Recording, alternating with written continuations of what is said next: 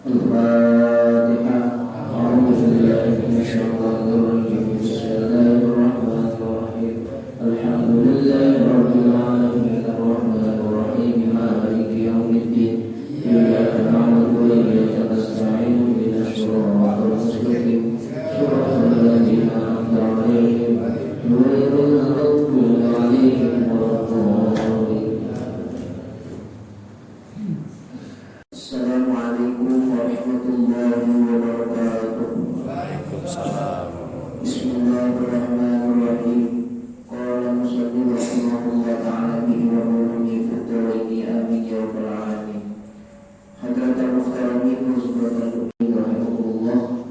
Pada kesempatan Selasa malam Rabu yang lalu kita sudah menjelaskan tentang sunnah-sunnah, sholat-sholat sunnah yang mengiringi sholat fardu.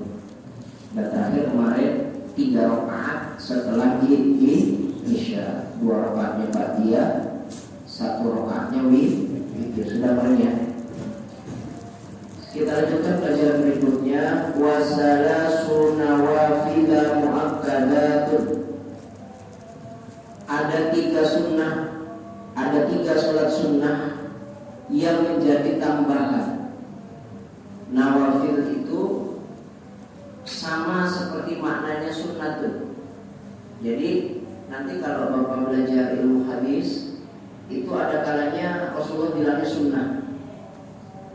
Sunnah. Ada kalanya bilang nawafil. Nawafil. Ada kalanya bilang tatawwu. Apa namanya?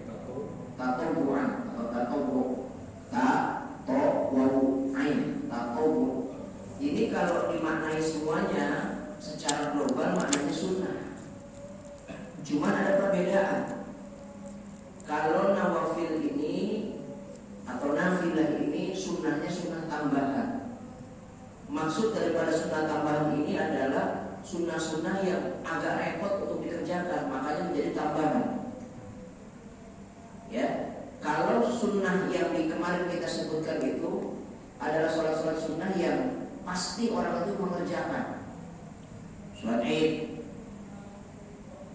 dibully kita bisa kalau nggak sholat, kesiangan misalnya gitu dan sebagainya. Atau sholat sunnah rawatib itu biasa kita kerjakan, maka kalimatnya namanya sunnah. Tapi kalau nawafil ini adalah maknanya sunnah juga, akan tetapi karena kalimatnya berbeda, katanya berbeda, maka nawafil ini adalah sholat-sholat sunnah yang khusus sebagai tambahan. Apa contohnya? Contohnya adalah nanti sholatul malam, sholat Id gitu ya. Nanti ada malam. Terus ada lagi sunnah yang maknanya tatawu'an.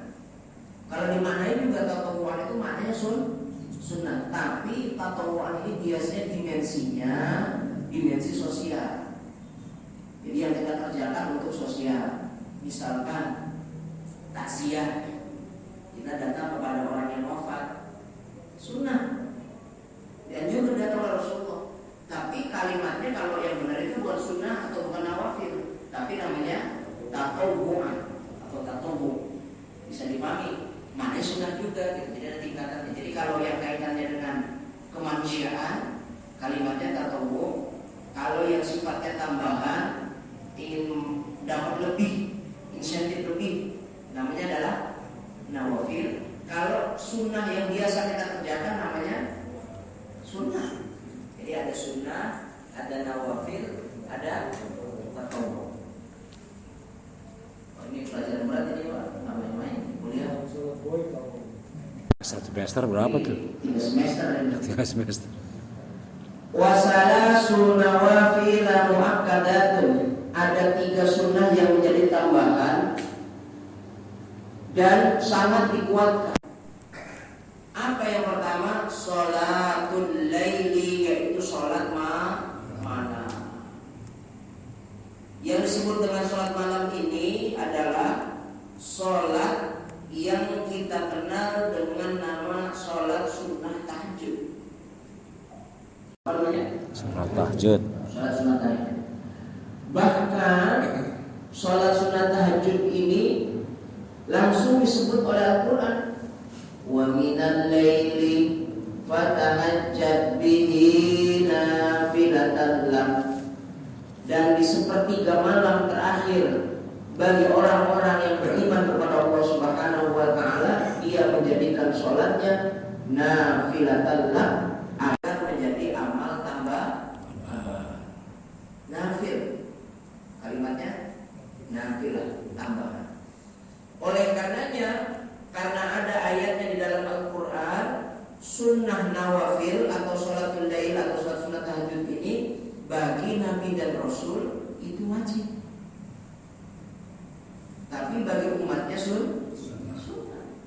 Jadi bagi Nabi Muhammad wajib, Pak. Coba kalau misalkan kita mau kerja dikasih kewajiban sholat malam kayak gitu, gimana gitu? Ya, repot nggak? Cuma satu di antara kita yang bisa, Ustaz Teguh bisa dia. Sholat tiap malam nggak akan tidur malam. Kerjanya tawang kan gitu malam, paginya tidur. Jadi dia itu begadang itu kalau jam 8 siang belum tidur, itu begadang itu. Ngomong ya ngomong ya.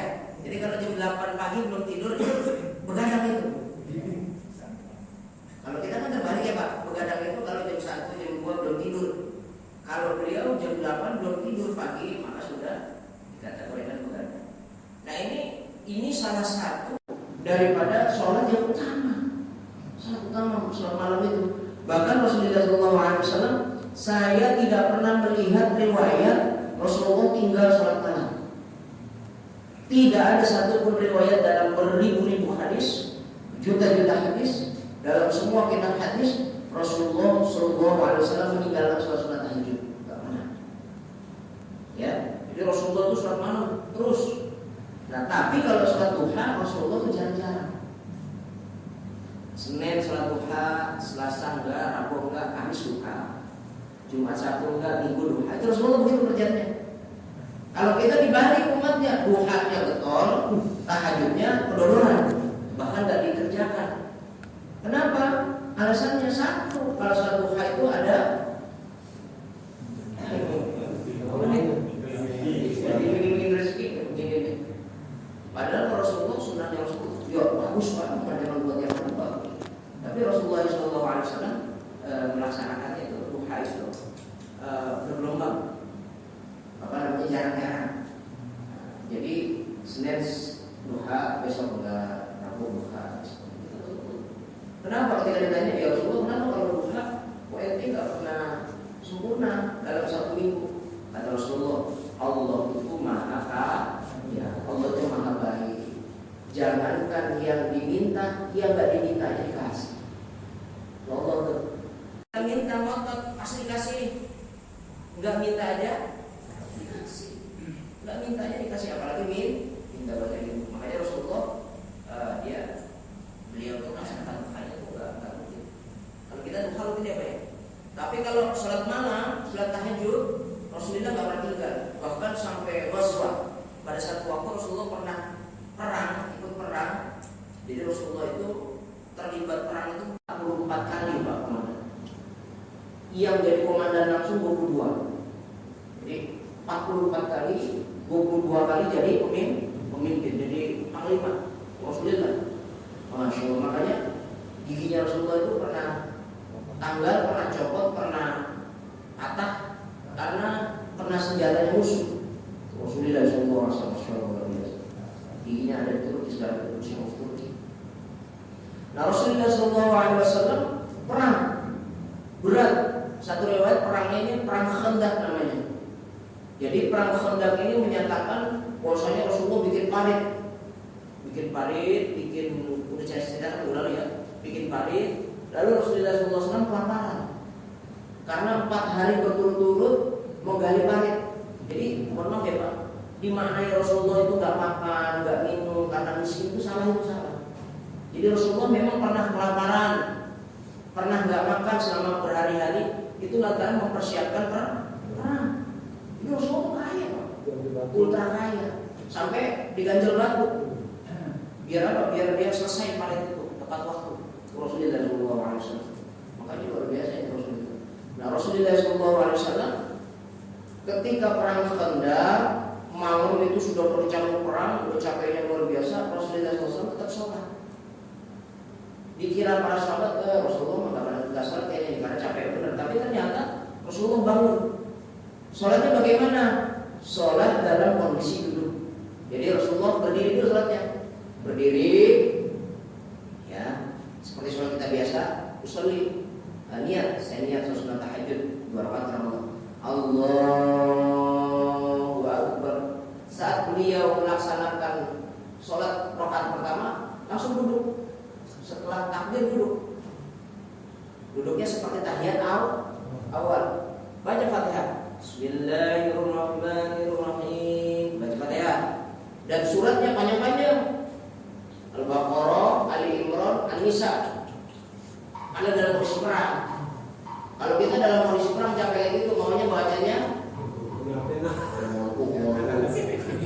Ina. pinginnya puluh mulu. Kagak perang juga puluh, apalagi perang. Duduk Rasulullah baca selesai. Ketika terakhir di ayat terakhir surat An-Nisa, berdiri lagi. Berdiri, baru ruku. Rukunya sambil berdiri. Berdiri dulu baru ruku. Habis ruku, ya kita harus sujud. Terus berdiri lagi, rakaat kedua. Ketika baca surat, turun lagi dulu. Saking lemahnya, capeknya Rasulullah. Karena capek, jadi mundur sholat. Makanya kalau sholat sunnah, ini sholat sunnah. Kalau bapak lagi capek, lagi pegel-pegel, jangan sampai ditinggal. Sholat duduk aja nggak apa-apa. Sholat duduk nggak apa-apa. Boleh berdiri dulu, rakaat pertama berdiri, takbirnya berdiri, baru duduk boleh. Atau langsung duduk boleh. Jadi kita posisikan diri kita duduk. Langsung duduk boleh. Jadi tergantung mana yang mau. Kenapa? Karena yang namanya an-naflu awsa'u minal fardhi. Sholat sunnah itu lebih luas cakupannya daripada sholat fardu. Kalau sholat fardu, mau nggak mau bagi yang mampu harus berdiri. Kalau kita mampu mau sholat sunnah boleh duduk. Jadi nggak ada urusan. Saya mah kuat sholat sunnah, nggak apa-apa duduk juga. Jadi mulai nanti taraweh yang di sini kan 20 ya. Taraweh 20. Besok pada duduk aja kalau sholatnya nggak apa-apa. Yang berdiri imam aja. Boleh apa enggak? Boleh, kenapa enggak boleh? Jangan duduk, enggak sholat aja boleh. Sholat sunnah. Mohon maaf ya, enggak sholat aja boleh, enggak apa-apa saja. Nah ini, tapi mohon maaf ya Pak, mohon maaf. Guru saya Pak Maimun itu pernah ngomong begini, Cung, kolo-kolo. Bahasa kolo-kolo itu sekali-kali. Nek sholat sunnah itu duduk. Loh, kok begitu? Saya masih kuat Pak Ustaz. Kolo-kolo sholat sunnah itu duduk. Sekali-sekali sholat sunnah itu duduk. Kenapa Mbak? Begini, niatnya kamu mendengar ada sholat sunnah itu berdiri. Tapi ada pelajaran bahwa sholat sunnah itu boleh duduk. Maka ketika sampai sekali-kali melaksanakan sholat sunnah sambil duduk, itu menunjukkan bahwasanya kamu lagi ngamalin ilmu. Jadi niatnya ngamalin ilmu. Maka dapat posisi 2. Sholat sunnah dapat, ngamalin ilmu dapat. Jadi bisa jadi orang yang sholat sunnah duduk itu pahalanya double. Sama aku sudah. Oh sholat sunnahnya duduk, lagi ngamalin ilmu. Cakep. Berarti pahalanya double. Pahala sholat sunnah dapat, pahala ngamalin ilmu lagi didengerin. Jadi mengamalkan ilmu seumur hidup wajib sekali. Ngamalin ilmu wajib sekali seumur hidup. Syukur-syukur bisa rutin. Masya Allah biasa. Nah sholat sunnahnya Rasulullah SAW kalau malam itu kayak begitu, tidak pernah ditinggal. Enggak pernah sampai Rasulullah SAW tinggal sholat sunnah. Jadi makanya kalau ada orang mukmin yang mulia di sisi masyarakat mulia, dipandang masyarakat mulia, wali orang punya wibawa, punya kedudukan yang tinggi di mata masyarakat. Kata Rasulullah pasti dia punya satu amalan namanya qiyamul lail. Berdiri malam dalam rangka sholat kepada Allah Subhanahu wa taala. Bahkan ini ngomongan saya juga saya sudah merasakan. Tapi jangan bilang-bilang. Kita aja yang tahu. Ya, dan hidayah, ilmu, petunjuk itu datangnya malam hari. Kemuliaan itu datangnya malam hari. Mohon maaf. Saya kenal PSBY itu sebelum jadi presiden. Karena tahu PSBY itu sebelum jadi presiden. SBY itu ahli melek malam itu. Coba lihat matanya yang mata tanda begitu. Mohon maaf itu. Yang namanya Pak Susilo Bambang Yudhoyono itu sama sekali hampir nyaris tidak pernah tidur malam. Makanya mulia kan, syaraf. Jadi bapak-bapak kalau mau mulia, kalau mendapatkan kemuliaan dari Allah Subhanahu, beliau itu ngomong gini, pokoknya anggar malam sampai ojo turu. Pokoknya kalau sampean malam, datang malam jangan sampai tidur. Berbuat apa saja, asalkan jangan bikin maksiat. Oh gitu. Pokoknya saatnya mohon maaf, saatnya mau ada yang main karambol. Ya mohon maaf, ada yang badmintonan semalam. Yang penting nggak tidur gitu loh Pak. Ada yang nyuci. Tapi yang namanya santrinya luar biasa. Paling saya sukses, pintar-pintar. Saya 3 bulan. Kata guru saya, kata Mbak Umar, coba sampai berdua jangan pulang sebelum diperintahkan pulang sama kayak ini. Saya cuma 3 bulan tuh. Habis 3 bulan sampai pulang. Yang satu jangan. Teman saya itu nggak boleh pulang. Datang aku beli itu gitu ya. Antara itu lah saya lupa. Ada yang datang ke sana itu yang Laskar Pelangi itu Pak. Di Laskar Pelangi itu itu ya. Saya ke sana ternyata beliau jadi pondok pesantren besar begitu. Wah hebat. Kalau ada orang sakit dikasih ini minum sembuh. Lu doanya apa tuh? Doanya apa? Ya sih salamin bawa kadang sembuh. Masya Allah luar biasa. Saya tanya kenapa bisa kayak begitu? Enggak tahu. Mungkin karena malam dulu kalau kita 3 tahun. Belum nanti saya kenapa sih 3 bulan ya? Harus 3 tahun juga. Ya Allah. Itu malam Pak. Malam itu banyak yang datang. Ketika kita datang dalam kondisi tidur, dia pulang lagi Pak. Rizki datangnya malam hari. Maaf ya, makan bapak ya. Apa namanya?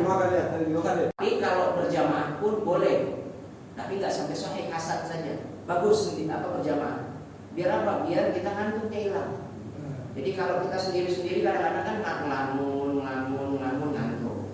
Tapi kalau berjamaah kadang-kadang karena orang-orang ikut sholat berjamaah bersama, maka 3 berjamaah, maka sholat tahajud pun akan lebih giat. Nah ini menunjukkan hasan, bagus saja. Ya. Jadi satu sholat harus dikerjakan ini. Sholat tahajud. Jadi kalau bapak-bapak mau kuliah dunia dan akhirat, kerjakan sholat tahajud. Mohon maaf ya Pak. Mohon maaf. Kita kalau malam nggak ibadah, mohon maaf ya. Kuat kita itu melek. Tapi coba amalkan sedikit saja menurut saya. Di warung yang Ustaz butuh. Jadi kalau misalkan jam-jam 2 kira-kira sudah agak kosong orang kan gitu ya, minimal 2 rakaat. Bagus 8 rakaat. Kalau kayak dulu ini saya ceritakan itu 8 rakaat. 3-nya witir, 8, 9, 10, 11. Jadi 11 kayak malam itu. 2 plus 1 witir, 8-nya tahajud. Tiap malam enggak pernah melakukan tahajud. Masya Allah. Makanya orang itu syaraf. Jadi iklan anna syarafal mu'min qiyamuhu bil-lail. Perhatikan oleh kalian semuanya, kalau kalian mau melaksanakan sholat tahajud atau mendirikan malam sholat malam, maka akan mulia. Ada lagi contohnya banyak. Kiai Nur Iskandar SQ, ya, dan marhum beliau Kiai Nur Iskandar SQ, kiai yang termasuk hampir banyak dihujat orang. Ya, sidir dia orangnya cara terus banyak dihujat orang. Kenapa dihujat orang?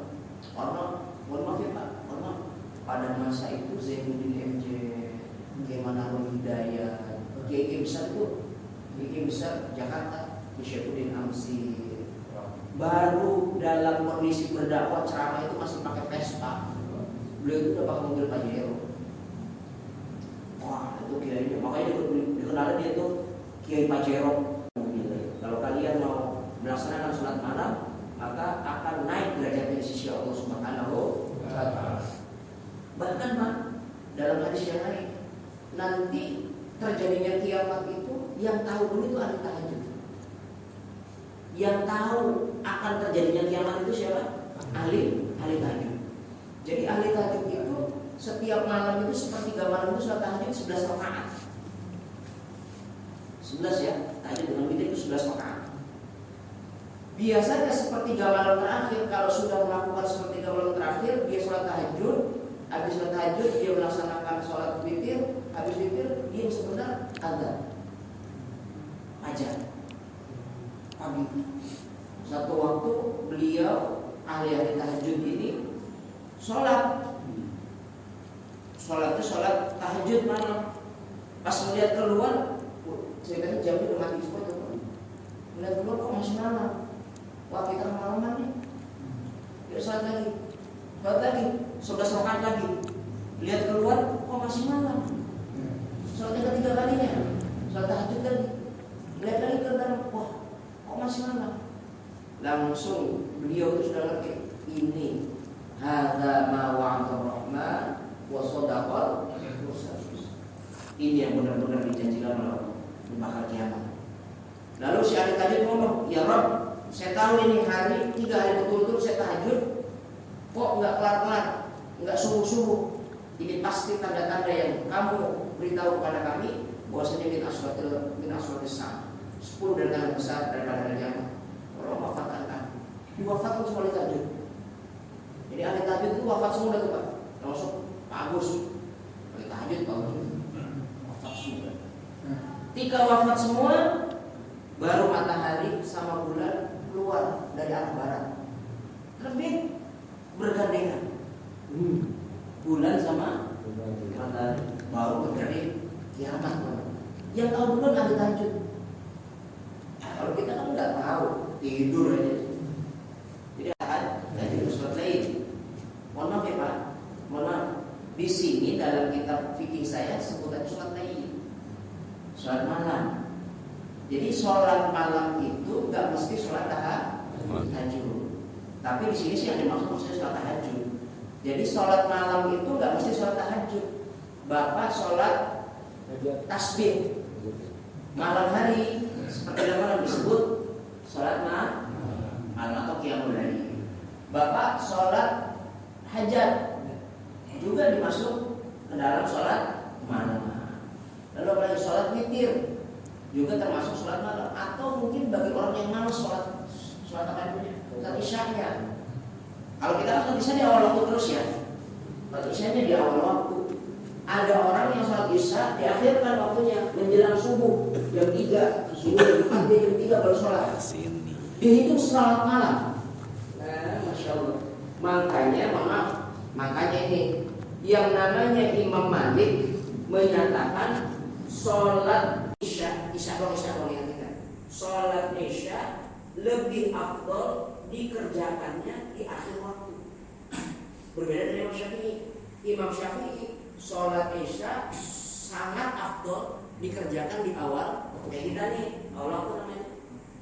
Nanti masuk isya kita sholat awal waktu. Tapi kalau Imam Malik, mazhab Imam Malik itu menyatakan sholat yang terbaik untuk sholat isya yang paling afdol, yang paling utama itu akhir waktu. Karena saking dapat sholat, dapat juga mendirikan malam sholat malam. Cuma jangan sosokan kayak Imam Malik tuh. Imam Malik ada laku, lakunya pemakus. Nih, dengerin. Imam Malik menyatakan afdol sholat isya akhir waktu, akan tetapi beliau itu mengerjakannya berjamaah. Akhir waktu, tapi berjamaah. Jadi kalau beliau bangun jam 3, maka pengikutnya Imam Mazhab Maliki itu berjamaah. Sama kayak kita waktu sholat isya berjamaah, bahkan penuh beliau itu. Jadi penganutnya kalau mazhab Maliki ya, itu kalau sholat malam berbarengan dengan sholat isya afdol akhir waktu, tapi penuh masjidnya, musholanya. Coba kalau kita ikut mazhab Malik nih contohnya ini. Ada yang Ustaz saya mau ikut afdol yang Imam Malik akhir waktu. Berjamaah kok ada? Enggak. Paling sendiri. Lepas bejo udah sholat, kan gitu. Mang Ujang udah sholat, Pak Eno udah sholat, Pak Teguh udah sholat, Pak Komando udah sholat, Pak Sakti udah sholat. Cuma Pak Agus doang. Kenapa? Ya itu karena keterangan. Tapi kalau Imam Malik membuat aturan afdol, Kenapa? Karena sholat isya yang dikerjakan di malam hari termasuk dalam kondisi sholat malam. Mengerjakannya pun sungguh-sungguh, berjamaah penuh pula masjidnya. Jadi coba bapak kalau kerja sama saya ya, minta Allah sering sama Pak Komandan ke Maroko. Di Maroko itu mazhabnya Imam Malik.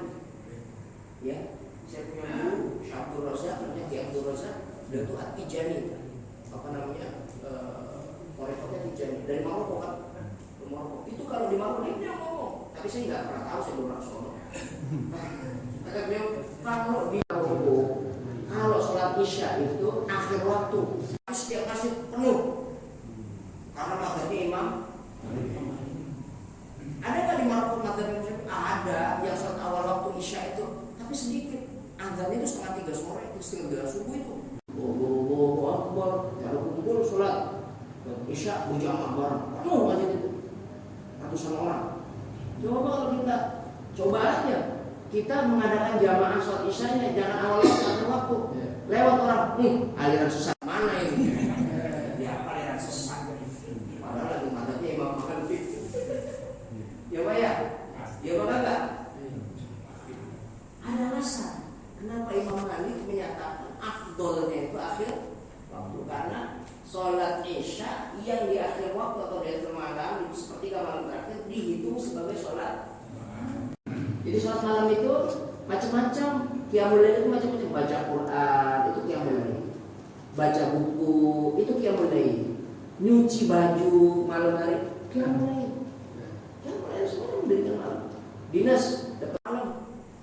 Niatin, saya niat dinas malam qiyamul lail, dapat pahala qiyamul lail. Apalagi tapi jangan main gaplek.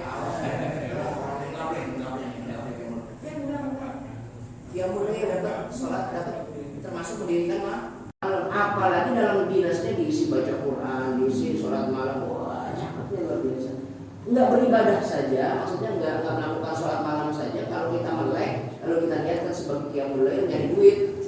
Saya niat nyari duit untuk menghidupi anak, menghidupi istri, dan malam ini saya niatkan qiyamul lail. Jadi qiyamul lail itu makanya jangan main-main. Malam itu jangan sampai berlalu begitu saja. Kalau nggak bisa ibadah, saya perkara positif, cuci baju, kan gitu ya, cuci yang lain-lain, kan gitu ya. Semacam itu. Syukur bisa ibadah full maksimal. Ya, saya juga memang, saya juga nggak ibadah. Malam itu jarang ibadah gitu. Sholat tahajudnya jarang gitu ya, tahajudnya jarang. Tapi malam itu karena saya kerja, karena potongin kambing dan sebagainya, saya niatkan qiyamul lail. Saya niat qiyamul lail dalam mencari duit, cari rezeki untuk anak istri. Jadi qiyamul lail. Makanya pahalanya banyak. Ini pentingnya ngaji itu, pentingnya ngaji. Jadi ngaji itu bisa menjadikan kita. Jadi niat kita seperti apa? Niat kita seperti apa? Bisa menentukan. Yang pertama. Yang kedua, wassalatu duha, yaitu sholat duha. Sholat duha ini dikerjakan setelah naik matahari sampai 1 tombak. Di terbit matahari, setelah matahari terbit naik sekiranya 1 tombak. 1 tombak itu berapa meter saya nggak tahu. Kalau bahasa kita itu naik 1 tombak. 1 tombak itu baru diperkenalkan sholat duha. Kira-kira umur apa? Jam-jam 7, jam 7:15. Jam 7:15, 4 itu sudah boleh sholat duha. Duha paling sedikit sholat duha 2 rakaat. Yang tadi sholat malam ya. Sholat malam itu paling sedikit sholat tahajud itu 2 rakaat. Jumlah rakaat tak terbatas. Kalau bisa 100 rakaat semalam boleh silakan. Tapi pasangan kita tanpa kita 100 rakaat nggak mungkin. 2 rakaat lebih berat. Paling sedikit 2 rakaat. Sama yang sholat duha juga. Sholat duha paling sedikit 2 rakaat. Yang bagus dan sering dikerjakan Rasulullah 4 rakaat. 4 Afdol utama, yang lebih utama, paling banyaknya pahala 8 rakaat. Jumlah paling banyaknya 12 rakaat. Jadi sholat duha itu paling sedikit 2, paling banyak 12. Tapi yang sering dikerjakan Rasulullah 4 rakaat. Rasulullah paling sering mengerjakan 4 rakaat. Kalau mau afdol, mau utama 8 rakaat. Ya, mohon maaf. Paling banyak 12 rakaat. Ada ada cerita, bukan ada riwayat hadis, maka aksaru fi'lan kana sufan. Yang banyak bilangan rakaatnya maka banyak juga pahalanya. Yang banyak melakukan sujudnya maka banyak juga pahalanya. Tapi nggak berlaku bagi sholat duha. Misalkan contoh, Bang Salim melaksanakan sholat tahajud sholat duha 12 rakaat. Pak Gunadi 8 rakaat. Duhanya nih, yang satu 12 rakaat, yang satu 8 rakaat. Yang paling bagus dia 8 rakaat. Khusus untuk sholat duha. Lah terus kenapa kalau begitu ngapain kita kerjakan 12 rakaat? Beda. Di 10 dan ke-12 itu ada pahala tertentu yang disabdakan Rasulullah. Yang melaksanakan sholat tahajud sholat duha 10 dan 12 rakaat itu akan dibangunkan rumah di dalam surga Allah Subhanahu wa taala. Itu pahalanya. Ini ada pahala khusus. Nah, sebenarnya berarti di 8 rakaat sudah cukup. Sudah cukup. Nah, sekali lagi Bapak, sholat duha ini jangan diidentikan, jangan dikaitkan dengan sholatnya minta rezeki. Salah. Jangan. Kadang-kadang kita mau melaksanakan duha itu karena ada perintah dari Rasulullah dikasih iming-iming rezeki. Nih, sholat duha itu sholatnya orang yang pandai bersyukur kepada Allah. Jadi orang-orang yang syukur sholatnya namanya sholat duha. Jadi sholat duha itu adalah sholat orang yang pandai bersyukur. Berarti kan? Kenapa pandai bersyukur? Mohon maaf, lihat tangan Bapak, angkat semuanya begini. Angkat semuanya. Ya, lihat. Yang ini bisa bergerak nggak? Bisa. Nih, gerak. Bisa. Tengah? Bisa. Ini? Bisa. Semuanya bisa. Aman ya? Aman. Nggak ngasih surat ya? Ini setiap ruasnya manusia. Nih, tangan manusia ini punya ruas. Jumlahnya 360 ruas. Nih, ini ruas nih. Jadi kita bisa bergerak, ini ada ruas. Kaki semuanya bisa bergerak, ada ruas. Ruasnya manusia itu jumlahnya 360. Maka semua ruas tulang manusia wajib disedekahin. Wajib disedekahin. Gak usah banyak tanya. 500 perak aja. Kebanyakan 100 perak. 100 rupiah. 100 rupiah kali 360 berapa Pak? 100 kali 360 3.600. Satu hari 3.600 harus itu wajib. Kalau nggak dosa. Jadi satu hari Bapak harus sedekah 3.600 untuk tulang buang bukan yang lain-lain. Itu tulang buang. 3.600 kali 30 kali 12 kali 64 tahun. Itu 3.600 kali 30 itu didapat dari hari per bulan. Kali 12 itu setahun. Kali 64 umur Bapak misalnya 64 tahun. Sanggup nggak? Ditanya cengengesan. Sanggup apa enggak? Tidak. Itu kita jawab. Sanggup atau tidak? Tidak sanggup. Romantis. Orang kaya kalau begini mah habis duitnya. Habis nggak? Makanya orang itu dikasih sakit encok, nggak sedekah, tulangnya nggak disedekahin. Kena penyakit boyo, nggak sedekah tulang. Kena penyakit apa namanya asam urat, kolesterol. Dari tulang juga tuh ya, tulang, kolesterol darah, tulang. Kenapa? Karena nggak sedekah. Coba sedekah, selamat semua, sembuh. Ada caranya. Biar Bapak nggak keluarin sehari 3.600. Asik. Ada caranya. Gimana caranya? Utang. Sholat sunnah duha 2 rakaat.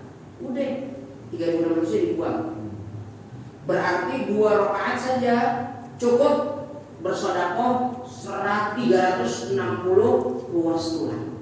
Masya Allah. Kan mohon maaf nih. Kang Agus yang ngomong, Ustaz, sedekah maksudnya cuma cepet perak. Malu dong. Malu nggak? Bapak ada kotak lewat masjid nyumbangin 100 rupiah. Malu apa enggak? Mana mobil permainan nggak nyampe. Minimal 2.000. Itu minimal 2.000. Sekarang 2.000 kali 3.360 luas.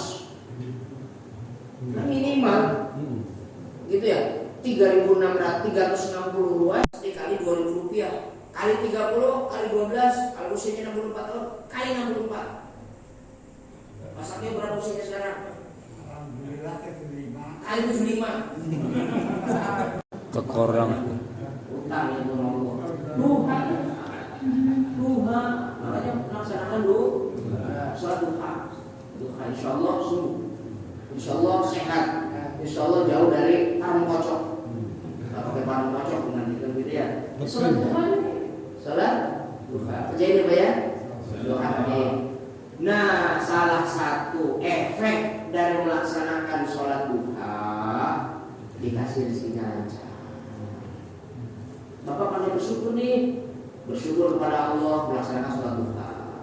Ketika syukur melaksanakan sholat duha, maka duhanya itu menjadikan kita banyak rezeki datang dari langit, dari bawah, dari atas, dari belakang, semua rezeki datang rezeki kepada kita. Bahkan ja'atid dunya wakal rohim. Dunia itu datang kepada kita merengek-rengek. Sangat luar biasa datang merengek-rengek.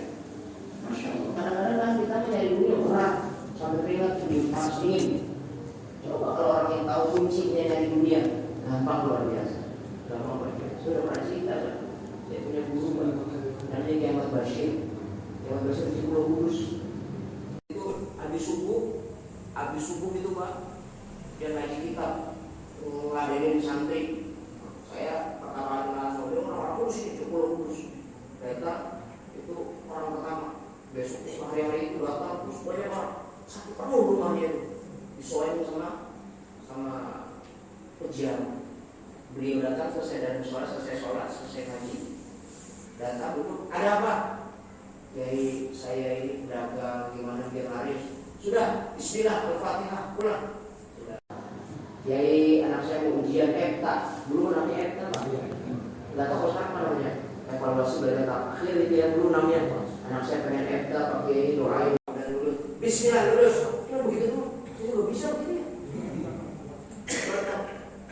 Bawa tanya saya. Setelah itu ternyata dia bangun, mohon maaf. Bangun itu tempat duduk sama kantong amplop semua. Dibukain, buka cum. Saya disuruh buka. Satu hari itu, mohon maaf. Ini benar saya lihat. Satu hari itu tidak kurang 30 juta. Lalu dengan duit. Padahal beliau ngaji, sholat, begitu aja. Tapi tamunya datang, minta fatihah, minta doa, ngasih, minta fatihah, doa. Itu satu hari tidak kurang 30 juta. Tapi orang yang punya hati bersih itu Pak. Orang yang punya hati bersih nggak diambil dunianya. Ketika duitnya udah kumpul, ini bagi-bagikan kepada orang-orang yang butuh. Itu makanya orang-orang kudus itu rumahnya bagus-bagus. Kayak karena beliau itu nggak pernah bilang saya. Dan beliau cuma punya mobil Kijang Buaya. Punya buaya nggak Pak? Iya, sebut Kijang Buaya kali ya. Tapi saya kenal namanya Kijang Buaya. Beli buaya itu yang bijinya paling 4 biji. Padahal tahun itu harusnya beliau itu udah pakai mobil yang bagus. LGX itu udah ada itu. Udah pakainya menjauhkan diri dari dunia. Masya Allah. Coba kalau bapak penghasilan 30 juta setiap hari, belinya kuda, kijang, Bapak Jero. Pak Jero aja udah ngapain beli kijang, mogok mulu. Kita karena kita masih seleranya nafsu. Kemudian nafsu. Jadi dunia itu dia pakai hanya untuk wasilah menggapai akhirat. Dia punya mobil, biar kalau nanti dia jamaah ke tempat masjid yang jauh juga lambat pakai mobil. Makanya orang-orang zuhud itu bukan gak mau dunia, mereka mau dunia tapi dunianya itu dipakai untuk sampai ke akhirat. Kalau harus beli mobil, harus beli. Jangan sampai enggak. Kalau harus punya motor, harus punya motor. Jangan sampai enggak. Ada orang ngomong, saya nggak mau beli mobil Pajero, cukup ke carry aja. Tapi kalau punya duit itu kan namanya bukan zuhud, nggak gablek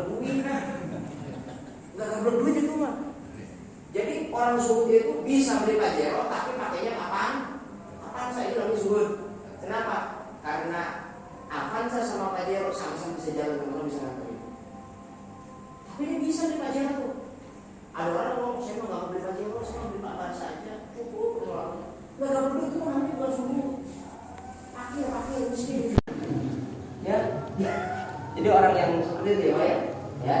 Nah, itu maksud kaumnya. Sholat duha itu termasuk bonusnya dari Allah, ngasih rezeki, tambahin rezeki.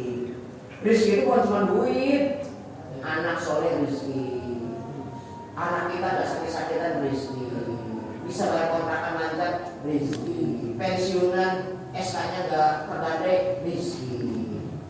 Rezeki. Namanya rezeki itu apa namanya? Yang berkah kita, yang berkah kita.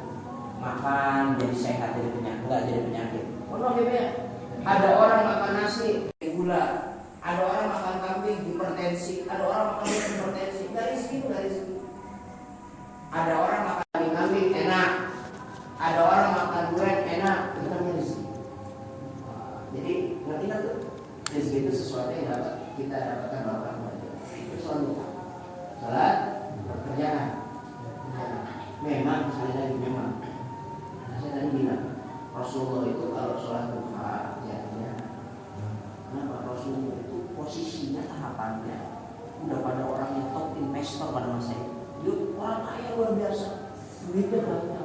Bahkan kalau kita semua itu gampang itu. Rasulullah kalau kita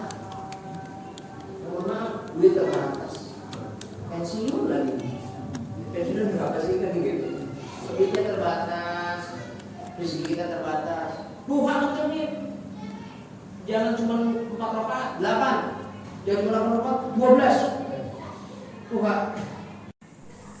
tiap hari, mungkin tiap hari aja miskin. Kalau kita tiap hari, jadi orang kaya. Doanya jangan cuma minta rezeki, ya Allah anugerahkan saya rezeki berupa anak soleh, mantu soleh, dan cucu-cucu yang soleh. Terus begitu. Rezeki itu punya anak. Ya Allah, saya belum punya anak. Mudah-mudahan suatu hari bisa punya. Ya Allah, saya belum punya cucu. Mudah-mudahan suatu hari mudah-mudahan jadi rezeki buat anak saya punya cucu. Kayak begitu terus. Anak saya bandel banget ya Allah. Kalau dibilangin ke kanan dia ke kiri, ya Allah, susah banget. Ngomongnya sama lu tuh ngomong aja, bocor bahasa Arab, udah ketahuan. Ngomong bahasa Arab itu ya nggak bisa. Tapi saya benar-benar ya kalau anak saya buat ngomong sama setan ya wajar aja, saya juga belum banter sih, tapi saya pikir jadi anak soleh dari sebanyak doa sambil satu bulan itu rezeki namanya. Jadi rezeki itu nggak mesti yang lain-lain, nggak mesti cuma duit, macam-macam. Anak soleh, anak dan sebagainya. Rezeki apa ya? Yang terbaik. Saya kira ini dulu sholat tahajud sama sholat duha. Insyaallah pada tahun yang akan datang kita akan menjelaskan susunan yang berikutnya. Karena yang terjadi panjang sekali. Baik. Terima kasih. Jika ada pertanyaan, saya tunggu. Tapi pertanyaan ini aja. Sholat tahajud kalau tanpa tidur. Terus ada bilang kalau sholat tahajud, sholat malam dicampurkan berhajat, zikir, sama taubat, sama apa itu masing-masing. Jumlahnya pokoknya 8 terus sama zikir 3. Jadi itu yang boleh ada. Campur ya? Iya, campur. Ada yang bilang sambil tidur dulu, harus tidur dulu. Kalau yang begadang gimana? Jadi masa kan bilang kalau tidur itu salah, ada yang sebagian bilang harus buka. Iya. Bukan hanya bilang Rasul. Ayo sambil makan bapak ya. Dicampur itu katanya ya. Ya. Batasnya mau tidurnya jam berapa? Setengah mau tidur berapa? Lumayan setengah jam. Buat tidur ngantuk. Ngomong tidur. Kalau nggak tidur 15 menit ya set. Udah.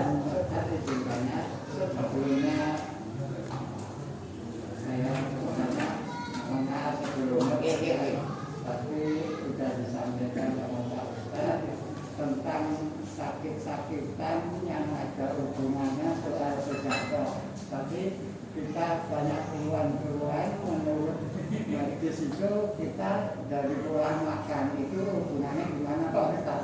Terima kasih. Ramadan ini. Jadi 21, 23, 25, 27, 29 kan ya. Etika. Melaksanakan sholatnya apa? Sholat tasbih, sholat hajat, lalu sholat tahajud. Habis itu ditutup dengan sholat witir. Boleh apa kayak gitu? Boleh.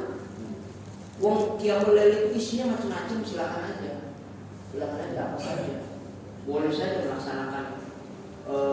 Misalnya malamnya tahajud doang, besok witir aja, besok lagi tahajud hajat aja, besoknya lagi sunnah aja, boleh aja.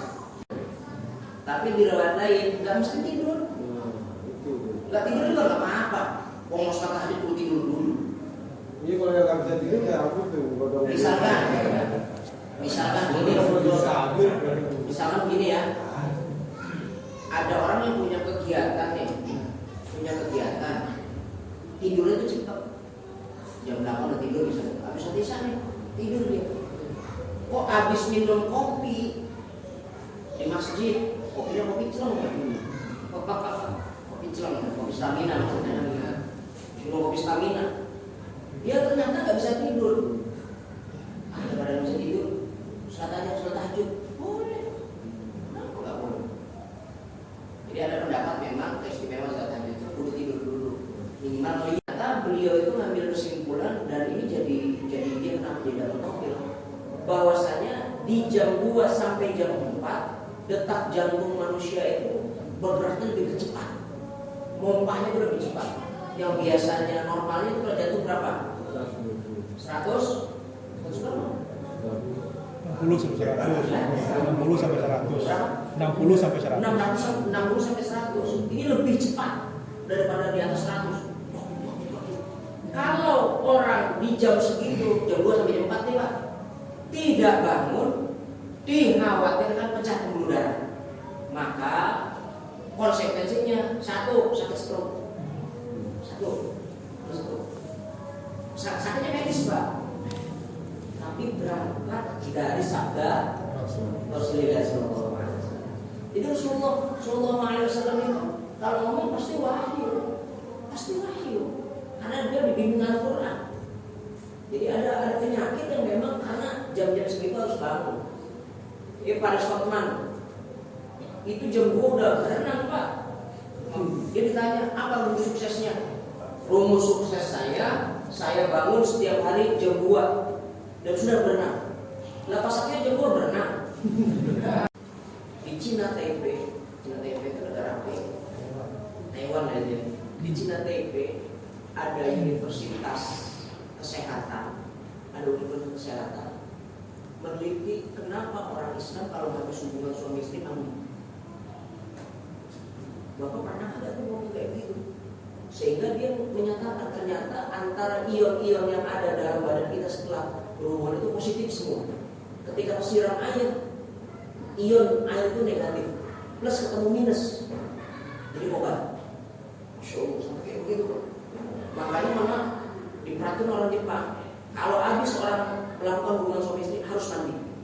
Kalau nggak mandi, kena hukuman. Di Jepang itu Pak, itu berdasarkan wahyunya Allah, pada Rasulullah SAW. Jadi kita tuh Islam yang luar. Ini orang nggak ngerti nih. Di Kingston, kenapa nih kok hadis kayak begini?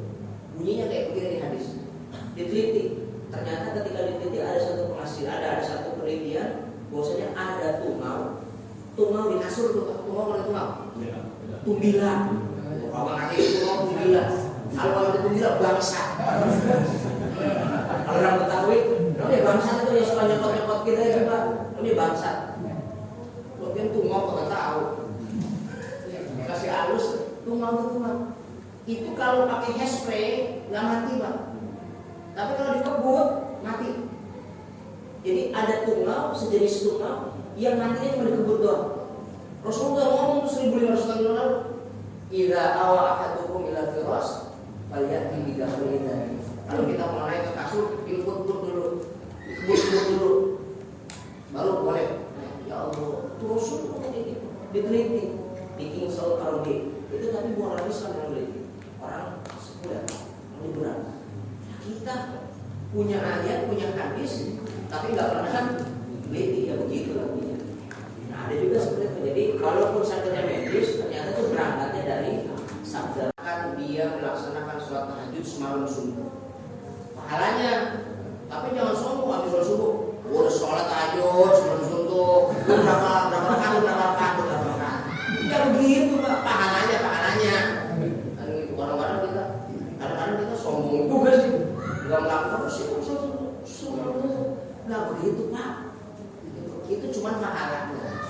Nah, oleh karenanya Pak Maulana ngomong begini, lebih baik mengerjakan sholat subuh berjamaah ketimbang beberapa kali malam banget. Kalau malam sampai malam banget, jam 1 sampai jam 2 kita aja tuh bagaimana maulidan. Karena kan kita lucu maulidan itu somerot itu sampai malam sampai jam 2. Pas subuhnya kata jamaah ada kata Rasulullah yang kayak begitu aja. Lebih baik tidur tepat waktu, bangun di waktu subuh berjamaah, itu lebih bagus. Syukur-syukur bisa taklim sampai jam 2 malam, bangun tepat waktu berjamaah, itu yang betul. Kira-kira gimana kita?